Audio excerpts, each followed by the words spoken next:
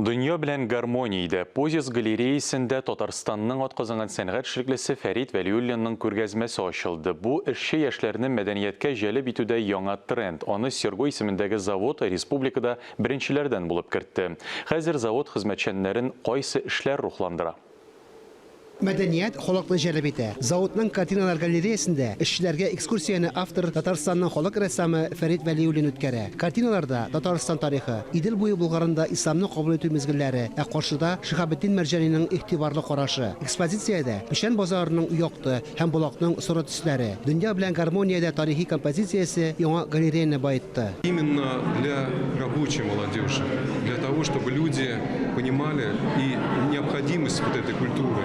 Это очень здорово, это прекрасно. Җиштирү генә түгел, ә мәдәни мөмкинлекләрне дә көчәйтергә. Заводта мондай мөмкинлек май аенда барлыкка килде. Галерея җиңү көне уңаена багышланган күргәзмә белән ачылды. Монысы исламны кабул итүнең 1100 еллыгына багышланды. Реализуя вот эти самые проекты, мы придерживаемся люди, чтобы работы могли отвлечься.